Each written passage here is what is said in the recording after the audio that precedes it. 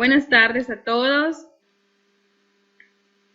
Y bueno, es realmente un momento muy importante, quizá único en la historia, en el cual nos toca estar en casa, cerca de nuestra familia, haciendo cosas diferentes. Quizá algunos están aprendiendo a cocinar ese platillo, ensayar esa canción que siempre han querido cantar, o los que son músicos de ensayar más con su instrumento, cosa que quizá a lo mejor antes no hacías por tener varias actividades.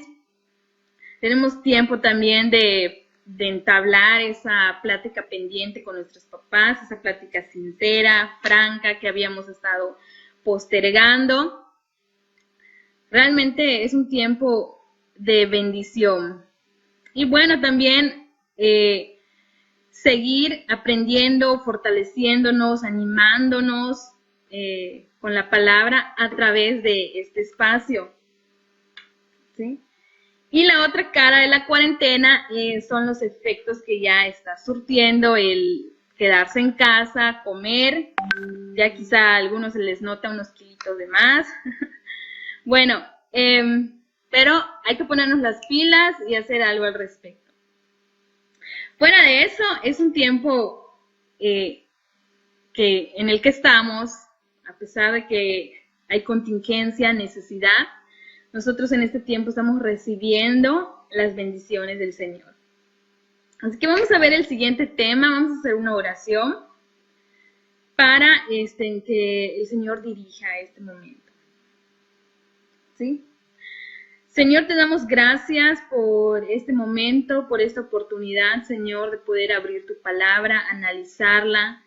Te pido, Señor, que tú seas quien dirija cada cosa dicha, cada comentario, Señor, puesto, y que la finalidad, Señor, sea conocerte a ti, conocer a tu Hijo Jesucristo, Señor, y que pueda recibir toda la gloria y la honra que Él merece, Señor. Te damos gracias en el nombre de Jesús. Amén. Muy bien, el tema de hoy se llama Venciendo el temor o el miedo. ¿Sí? Anteriormente veíamos sobre la fe y hoy nos toca hablar del miedo. En varios pasajes de la Biblia se nos da el mandato, la orden o el consejo de no temer, no temas, no tengas miedo, cree. Jesús incluso en una ocasión le dijo a un hombre quien estaba en peligro de perder a su hija. Jesús le dijo, no temas, cree solamente. Ve a tu casa, tu hija vive. Y aquí muestra cómo la fe te lleva a creer, a ir, ver, mientras que el miedo te paraliza, te imposibilita, te mantiene estático, quieto, sin poder hacer. Un consejo en Proverbios lo reafirma cuando dice, el temor del hombre pondrá lazo, mas el que confía en Jehová, éste será exaltado. Indicándonos que el temor al hombre, cuando nosotros confiamos de manera exclusiva en una persona en particular, o cuando dejamos de hacer, de compartir, de visitar, de dirigir. ¿Cómo están, jóvenes, hermanos que nos ven? Buenas tardes a todos.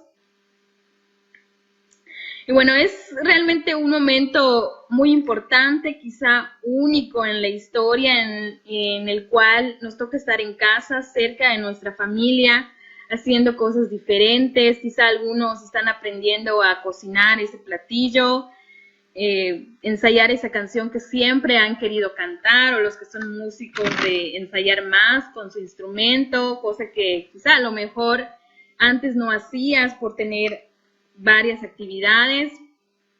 Tenemos tiempo también de entablar esa plática pendiente con nuestros papás, esa plática sincera, franca, que habíamos estado postergando. Realmente es un tiempo de bendición. Y bueno, también seguir aprendiendo, fortaleciéndonos, animándonos con la palabra a través de este espacio, ¿sí? Y la otra cara de la cuarentena son los efectos que ya está surtiendo el quedarse en casa, comer, ya quizá a algunos se les nota unos kilitos de más. Bueno, pero hay que ponernos las pilas y hacer algo al respecto. Fuera de eso, es un tiempo en el que estamos, a pesar de que hay contingencia, necesidad, nosotros en este tiempo estamos recibiendo las bendiciones del Señor. Así que vamos a ver el siguiente tema, vamos a hacer una oración para que el Señor dirija este momento. ¿Sí? Señor, te damos gracias por este momento, por esta oportunidad, Señor, de poder abrir tu palabra, analizarla.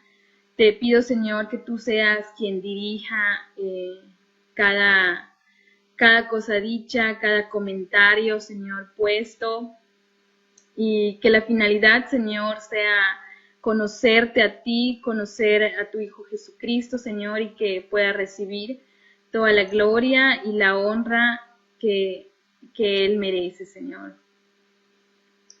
Te damos gracias en el nombre de Jesús. Amén. Muy bien, el tema de hoy se llama Venciendo el temor o el miedo. ¿Sí? Anteriormente veíamos sobre la fe y hoy nos toca hablar del miedo. En varios pasajes de la Biblia se nos da el mandato, la orden o el consejo de no temer, no temas, no tengas miedo, cree. Jesús incluso en una ocasión le dijo a un hombre quien estaba en peligro de perder a su hija. Jesús le dijo, no temas, cree solamente. Ve a tu casa, tu hija vive. Y aquí muestra cómo la fe te lleva a creer, a ir, ver, mientras que el miedo te paraliza, te imposibilita, te mantiene estático, quieto, sin poder hacer. Un consejo en Proverbios lo reafirma cuando dice, el temor del hombre pondrá lazo, mas el que confía en Jehová, éste será exaltado. Indicándonos que el temor al hombre, cuando nosotros confiamos de manera exclusiva en una persona en particular, o cuando dejamos de hacer, de compartir, de visitar, de dirigir por los comentarios de otros, por las reacciones de otros, ese temor del hombre nos va a llevar a una destrucción, ¿sí? A mantenernos quietos, sin actuar. Estas son algunas definiciones. Otras de otras áreas disciplinares, por ejemplo, hay una autora, Uribe 2002, menciona que para Sócrates el miedo es un mal inminente, próximo, cercano, es normal. La RAE incluso da una definición breve, pero muy clara de lo que es el miedo, y dice que es esa situación de angustia por un peligro real o imaginario, presente o futuro, ¿sí? El temor también es ese recelo de que suceda algo contrario a lo que deseamos. Creo que nadie desea ir por la calle y caer en un bache. Claro, eso no significa que vamos a andar todo el tiempo atemorizados por caernos. Hay en nuestra vida situaciones que realmente nos llevan a sentir ese miedo. Por ejemplo, tú quizá tienes miedo de que tu madre se agrave de la enfermedad que padece, tienes miedo de que tu hermana en un futuro morirá, ¿sabes? Quizá has experimentado el miedo por la probabilidad de perder un trabajo. Bueno, estas cosas que el miedo da pie a que identifiquemos cuáles cosas son valiosas, son apreciadas para nosotros. El miedo, como vemos en esta diapositiva, es un árbol familiar. El horror es el primo del miedo, el pánico, el abuelo del miedo, el susto, el tío, el pavor, el papá del miedo, la vulnerabilidad puede ser la hermana del miedo y la ansiedad es la tía del miedo. Es esa típica tía que todos tenemos en la familia, intensa, que se preocupa por todo, por todos, todo el tiempo. Entonces la ansiedad es el miedo, pero a un grado mayor, en el que tenemos una sensación de angustia permanente. Eso es la ansiedad. Y de esta manera se define el miedo. Y es que la definición del miedo, de la RAE, es interesante porque dice que a veces le tememos a algo real, a un riesgo real, o a veces lo podemos incluso imaginar. ¿Quiénes sienten miedo? ¿Quiénes han sentido miedo? ¿Qué personas nos refleja la Biblia que han sentido miedo en la Biblia? Al parecer no hay excepciones. Adán experimentó miedo, Eva, Lot, Abraham, María, la madre de Jesús, los 12 espías que mandaron a la tierra desconocida para que rodeen esa tierra, excepto Josué, que fue valeroso, valiente. El pueblo de Israel experimentó miedo ante las situaciones de peligro en las cuales se enfrentó. David experimentó miedo. ¿Sí? Y vamos a analizar una parte de la vida de esta última persona, David. David vivió un tiempo bueno, un tiempo de gloria, lo habían ungido por Samuel, rey de Israel, había sido el yerno predilecto de Saúl, el amigo entrañable de Jonathan, el que tenía éxito en las batallas, aquel valiente, valeroso, que había matado a 10,000. Entonces, todo esto acarrea o trae como consecuencia los celos, la envidia de Saúl, y este decide perseguirlo hasta matarlo. Entonces, hay un cambio en la vida de David, saliendo de todo este tiempo de bonanza, este tiempo bueno, pasa a ser un exiliado, un prófugo, un desterrado que tiene que huir para salvar algo preciado para él, que era su integridad, su vida. Sale David de su ciudad y se dirige a Nob, ciudad de sacerdotes. Llega al tabernáculo y ahí se encuentra Ahimelech. Ahimelech no le dice la verdad, le dice una mentira. No le dice que estaba huyendo de Saúl, sino que le dice, el rey me ha mandado a una tarea, a una encomienda, y me ha dicho que nadie puede enterarse de esto. Por favor, dame alimentos, dame panes. Ahimelech se lo entrega, y en ese mismo lugar, en ese mismo momento, David se da cuenta que allí en el tabernáculo estaba preso, estaba albergado ahí un siervo de Saúl,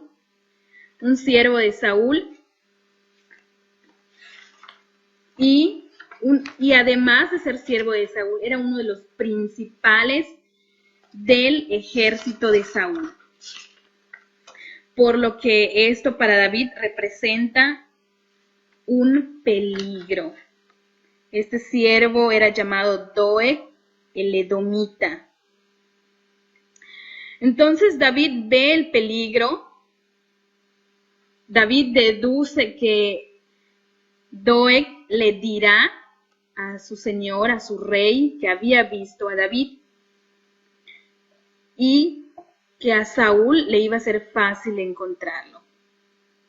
Por esa razón, David recurre al siguiente recurso. Ya había recurrido a la mentira para salvar tal vez la vida de Ahimelech, tal vez su propia vida. Ahora recurre y le pide a Ahimelech, dame una espada porque me quité tan deprisa, tan rápido, que olvidé mis armas. Una segunda mentira. Dame una espada. Y vemos como el miedo ante un peligro puede desencadenar a otro pecado, que es la mentira. Mentir por salvarnos de una situación. Entonces recurre a la mentira. Ahimelech le dice, precisamente la única arma que tengo es la espada de Goliat, a quien tú enfrentaste y a quien tú mataste. Y Saúl le responde, ninguna como ella, dámela. Es así como David, después de enfrentar batallas nada más con una honda, con piedras, tener una fe grande en el Señor y reconocer que Él era quien le libraba de las batallas, ahora pide un arma. Y dice, es la mejor arma, ninguna como ella.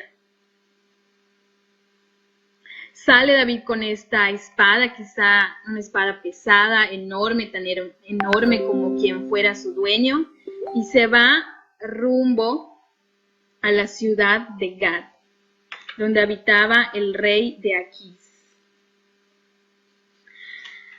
Ahí David gozaba de una fama grande que creo que ni él había caído en cuenta. Al llegar los siervos de Aquís, rey de Gad, dicen, ¿no es este David, rey de Israel? De quien la alabanza dice, Saúl hirió a sus 1000 y David a sus 10,000. La gente de Gad sabía perfectamente quién era David y cuál era el propósito de la vida de David. Quizá lo tenían más en cuenta que David mismo en ese momento. Dice la Biblia que al oír estas palabras, David tuvo temor, las guardó en su corazón y tuvo temor. Otra vez se había atemorizado David por un inminente peligro a su integridad, a su vida. Y ya había recurrido a la mentira, a una segunda mentira, a la espada como el arma más valiosa, y por cuarta ocasión recurre a idear un personaje y se finge loco.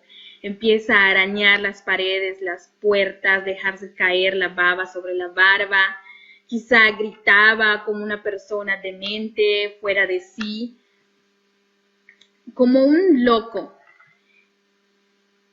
Y la amenaza se ve concretada. Los siervos de Aquís detienen a David y lo llevan ante el rey. David veía un peligro. ¿Era real o era imaginario? Él ya tenía en la mente que el rey le iba a dar muerte. Sin embargo, el rey responde, no, ya tengo suficientes locos, saquen a este fuera de aquí. Aquís había reprendido a sus siervos porque esos llevaron a David en esas condiciones, estando demente. Es así como David logra salir de Gad y se va rumbo a una cueva llamada Adulam. En esa en esa cueva David se reúne con sus familiares, con sus padres. Dice la Biblia que se reunió con gente desdichada, amargada, que también huía. Y es ahí donde David escribe los Salmos 56, que describe el arresto de los filisteos. Ellos me perseguían, buscaban mi vida, buscaban hacerme mal. Pero estando en esa situación extrema, que es una cueva en medio de la nada, con condiciones extremas, tal vez la humedad, el frío, el hambre, sin estar junto a su esposa, sin su amigo, sin gozar de ser parte de la realeza. David había cambiado totalmente su vida, había dado un giro de 360 grados y se encontraba en penumbra, en medio de la nada. Había salido totalmente de su zona de confort. Y es ahí cuando él escribe el Salmo 57 y le dice estas palabras a Dios. Cantaré a mi Dios porque grande es hasta los cielos tu misericordia y hasta las nubes tu verdad. Él reconocía que quien lo había librado de los filisteos, quien lo había preservado con vida hasta ese entonces, era la misericordia de Dios. Pudo haber utilizado otras estrategias, tal vez no la espada de Goliat, tal vez en vez de fingirse loco, hacer una alianza con el rey de Gad. La herramienta que él utilizara no tenía nada que ver con que él se mantuviera bien, con vida, sino que tenía que ver con la misericordia de Dios sobre su vida y la verdad de las escrituras que lo sustentaba hasta ese entonces. El conocimiento de Dios, quien lo sustentaba. ¿Sí? Ahora bien, después de este relato de la historia de David, ¿por qué sentimos miedo? ¿Por qué David experimentó miedo?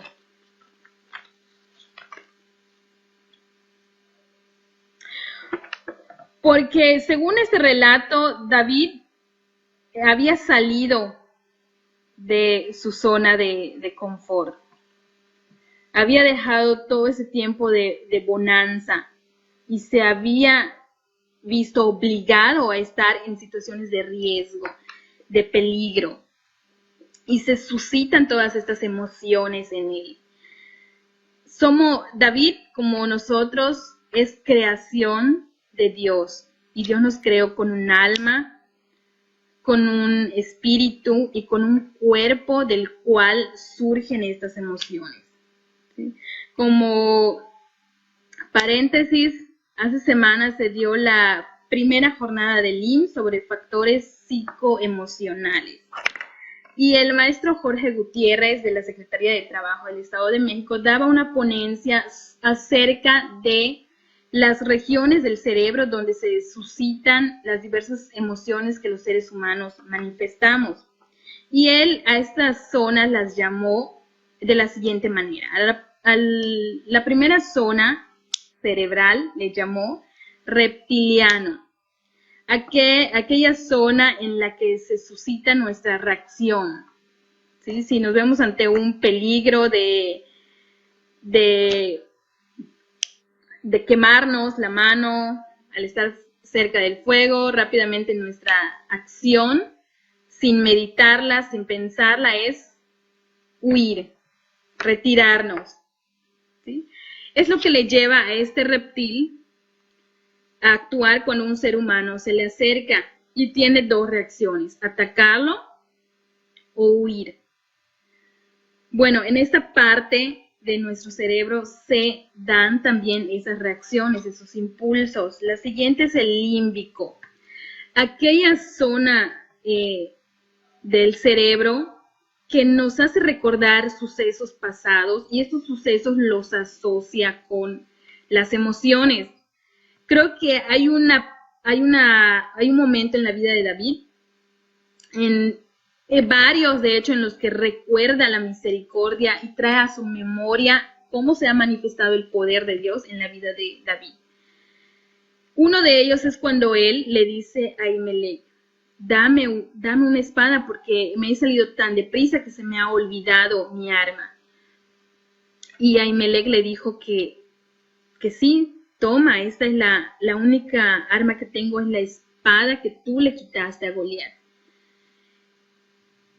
Creo que recordó ese momento cuando él le quitó la espada a Goliat, se la ofreció a Dios como agradecimiento y reconocimiento de que Dios le había hecho ganar esa batalla. Y ahora que se sentía en esa situación de miedo, de tensión, angustiado,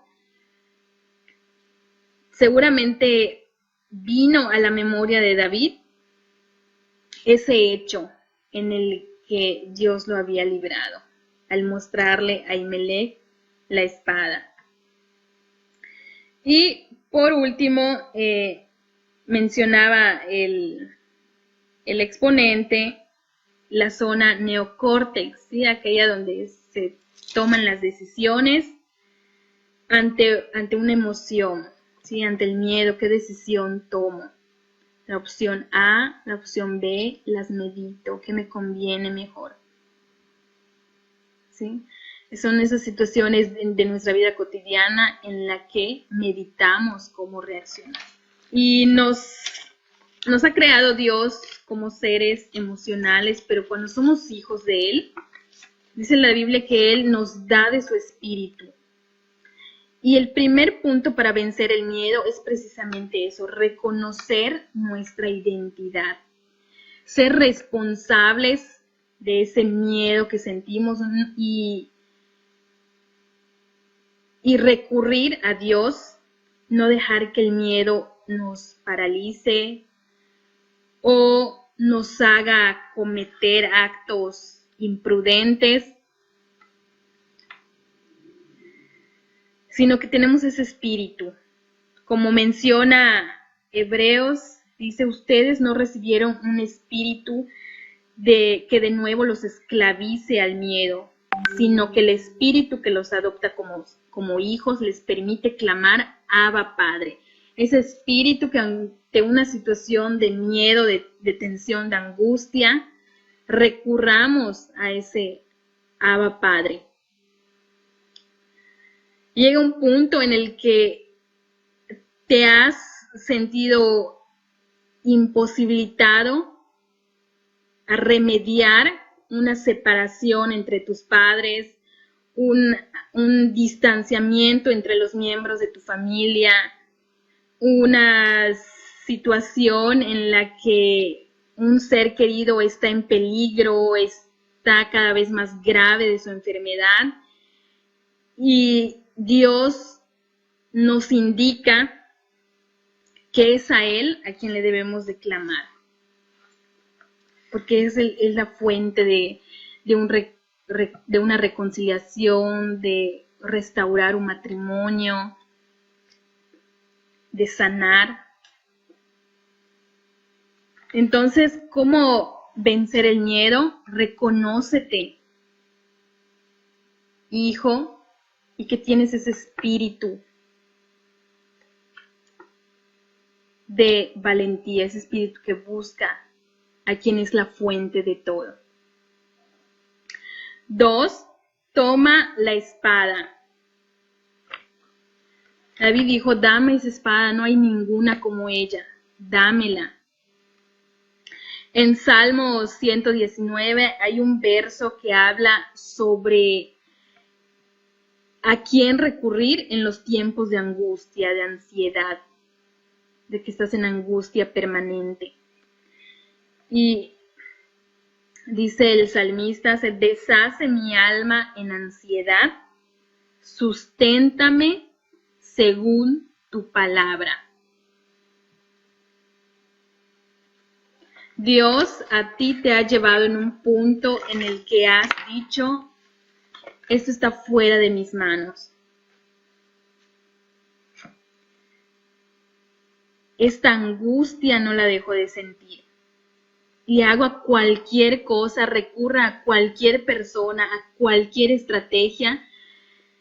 La única que restaura, quita la ansiedad, te fortalece en tiempos de ansiedad, es la palabra de Dios.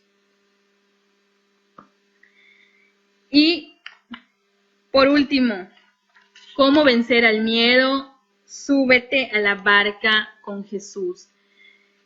Jesús subió a la barca y sus discípulos le acompañaron. No se quedaron a la orilla del mar, fueron a la profundidad, porque Jesús iba ahí. Creo que nunca le puedes perder el miedo a la profundidad del mar si siempre te quedas a la orilla de las aguas. Hay momentos quizá en tu vida en los que has tomado riesgos, enfrentado problemas, tomado desafíos de dirigir, de compartir el evangelio. Y esos desafíos son, según dice la Biblia, que son los que te hacen ser paciente cada día más. En una zona de confort no iba a conocer David, David no iba a experimentar a ese Dios misericordioso que está al cuidado de él todos los días.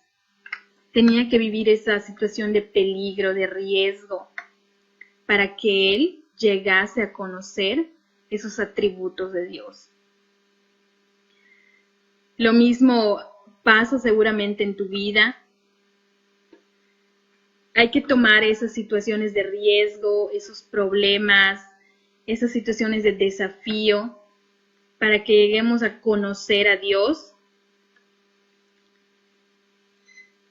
y le lleguemos después de conocerlo a alabarle y decir, fue tu misericordia, fue tu poder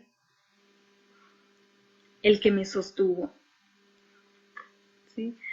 Bueno, a grandes rasgos es el tema de cómo vencer el temor, cómo vencer el miedo. Si bien el miedo es falta de confianza a Dios, de creerle a Dios,